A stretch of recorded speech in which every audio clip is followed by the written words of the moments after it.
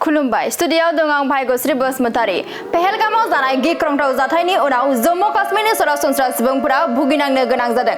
जम्मू काश्मीरनि गं प्रेसिडेन्ट दावबायारि थावनिफोरखौ बन्द खालामदों। नंगौ, जम्मू काश्मीरनि पहेलगामाव जानाय गिख्रंथाव जाथायनि उनाव जम्मू काश्मीरनि सरासनस्रा सुबुंफोरा पहेलगाम जाथायनि फिथायखौ भुगिनांनो गोनां जादों। उदखारिफोरनि गाग्लोबनायनि उनाव जम्मू काश्मीराव गं प्रेसिडेन्ट दावबायारि थावनिफोरखौ बन्द खालामनाय जाबाय। लोगोसे गं प्रेसिडेन्ट दावबायारि थावनिफोरजों लोगोसे गोबां रिसर्टफोरखौबो बन्द खालामनाय जाबाय होनना बे समाव मिथिनो मोननाय जादों। भारतारि रौनिया हान्जाया पहेलगामाव जानाय जाथायजों लोब्बा थानाय उदखारिफोरखौ फोजोबस्रांनायनि उनाव टिआरटिआ फिन साजा होनो हागौ। बेनिखायनो गाग्लोबनायखौ नोजोर होनानै गं प्रेसिडेन्ट दावबायारि थावनिफोरखौ बन्द खालामनाय जादों होनना मिथिनो मोननाय जादों।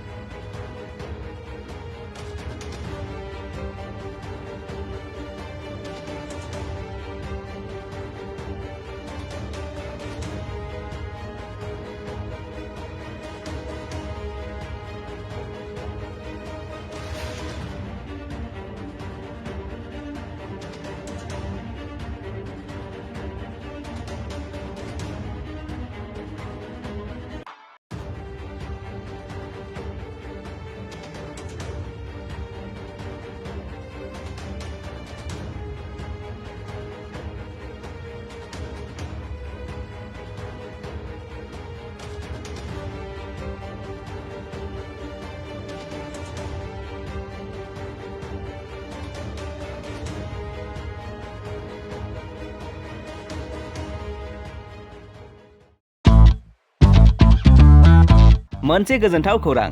क'क्राझार सहरनि जेडी र'डजों नांजाबनाय सुदेमपुरी गांजेमा बाजाराव थानाय आइ आफा मेडलाइफ बीएम हस्पिटालाव बेराम सोखानो हानायनि गोबां खाबुफोर दं। जेरै नोंथाङा आइ आफा मेडलाइफ बीएम हस्पिटालाव गासै समावनो इमारजेन्सि डक्टर्सफोरखौ एभेलेबल मोननो हागोन। आरो बेयाव medical laboratory, pharmacy, paediatrics, medicine, gynaecology, radiologist, surgery, dental, cardiology, gastroenterology, urology, dental x-ray, play area, x-ray, sonography, OT, थामहिनबा ऑपरेटिंग थिएटर, आईसीयू आरो एनआईसीयू, पीआईसीयू फोरनि डक्टरफोरा एभेलेबल दं।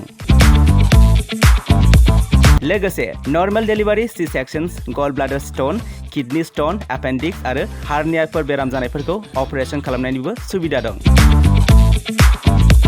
आइ आफा मेडलाइफ बीएम हस्पिटालाव सप्ताफ्रोमबो फार्मासीजों लोगोसे लेबरेटरी आरो सप्ताफ्रोमबो इमारजेन्सि सार्भिसजों लोगोसे 24 घन्टा जेब्लायबो खुलायै थागोन आरो बेयाव लांलाय लाबोलाय खालामनो थाखाय एम्बुलेन्सनि सार्भिसबो थागोन। बेनिखायनो ओनसोलनि सुबुंफोरा बेराम आजारफोरजों भुगिनानै दंब्ला क'क्राझार सहरनि आइ आफा मेडलाइफ बीएम हस्पिटालाव फाहामथाय लाफैनो हागोन। लोगोसे नोंथाङा 9101655430 एबा 8822688026 बे जानबुं नम्बरनि गेजेरजों थोंजों कल खालामना आबुङै खौरां लाहरनो हागोन।